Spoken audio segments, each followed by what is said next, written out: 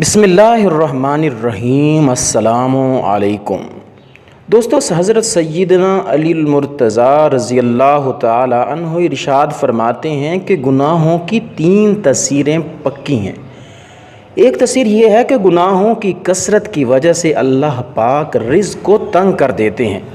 ایک مرتبہ سیدنا علی المرتضیٰ رضی اللہ تعالی عنہ عشاء کی نماز پڑھ کر اپنی تسبیح فرما رہے تھے کہ ایک شخص آپ کے پاس آیا اور آ کر کہنے لگا، اے امیر المؤمنین، میں بہت مالدار تھا، پھر اچانک میرے گھر سے مال جانے لگ پڑا، چلتا پھرتا کاروبار بند ہونے کے قریب آ گیا ہے، اب میں کیا کروں؟ تو جس کام میں ہاتھ ڈالتا ہوں، اگر سونے میں بھی ہاتھ ڈالتا ہوں تو مٹی بن جاتا ہے، وہ کام بالکل ختم ہو جاتا ہے۔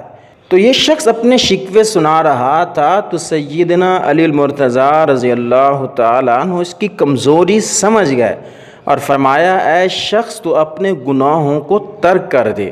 تو گناہوں کو ترک کرنا شروع کر دے گا تو تیرے گھر میں رزق آنا شروع ہو جائے گا، تیرے اٹکے ہوئے کام ہونا شروع ہو جائیں گے۔ وہ شخص کہنے لگا، آپ مجھے اشارہ دیجئے، میں کیسے گناہوں کو چھوڑ دوں؟ تو آپ رضی اللہ تعالیٰ عنہ نے ارشاد فرمایا کہ جو گناہ تو جان بوجھ کر کرتا ہے اسے ترک کر دے۔ اگر نماز تو نہیں پڑھتا اور جان بوجھ کر جب اذان ہوتی ہے مسجد کی جانب نہیں جاتا تو نماز پڑھنا شروع کر دے۔ اگر شراب پیتا ہے تو شراب کو منہ لگانا چھوڑ دے۔ جو برائی تو جان بوجھ کر کرتا ہے وہ برائی تو چھوڑ دے، وہ گناہ تو چھوڑ دے گا تو رزق تیرے طرف آنا شروع ہو جائے گا۔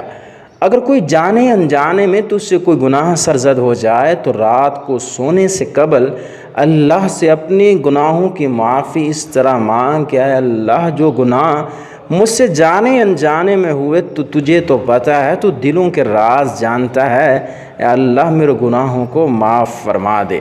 انشاءاللہ جب تو یہ کام کرے گا تو تیرے اٹکے ہوئے کام ہونا شروع ہو جائیں گے۔ اس لیے ہمیں چاہیے کہ ہم اعمال بد سے توبہ کر کے نیک اعمال کی طرف مشغول ہو جائیں۔ افسوس ہے کہ آج کا مسلمان اپنے مسائل کے حل کے لیے مشکل ترین دنیاوی ذرائع استعمال کرنے کے تو تیار ہے، مگر اللہ عز و جل اور اس کے پیارے رسول صلی اللہ تعالیٰ علیہ وسلم کے عطا کردہ روزی میں برکت کے آسان ذرائع کی طرف ہماری توجہ ہی نہیں جاتی۔ آج کل بے روزگاری اور تنگ دستی کے گمبھیر مسائل نے لوگوں کو بے حال کر دیا ہے۔ شاید ہی کوئی ایسا گھر ہو جو تنگ دستی کا شکار نہ ہو۔ یاد رکھیے، رزق میں برکت کے طالب کے لیے ضروری ہے کہ وہ پہلے رزق میں بے برکتی کے اسباب سے آگاہی حاصل کر کے ان سے چھٹکارا حاصل کرے، تاکہ رزق میں برکت کے ذرائع حاصل ہونے پر کوئی رکاوٹ پیش نہ آئے۔ رزق میں برکت کا صرف یہ معنی نہ سمجھیں کہ دولت کا انبار لگ جائے، بلکہ کم رزق میں گزارا ہو جانا اور جو مل جائے اس پر قناعت کی سعادت پانا بھی بہت بڑی برکت ہے۔ آج کل رزق کی بے قدری اور بے حرمتی سے کون سا گھر خالی ہے؟ بنگلے میں رہنے والے ارب پتی سے لے کر جھونپڑی میں رہنے والے مزدور تک اس بے احتیاطی کا شکار نظر آتا ہے۔ شادی میں قسم قسم کے کھانوں کے ضائع ہونے سے لے کر گھروں میں برتن دھوتے وقت جس طرح سالن کا شوربہ، چاول اور ان کے اجزاء بہا کر معاذ اللہ نالی کی نظر کر دیے جاتے ہیں، ان سب سے ہم واقف ہیں۔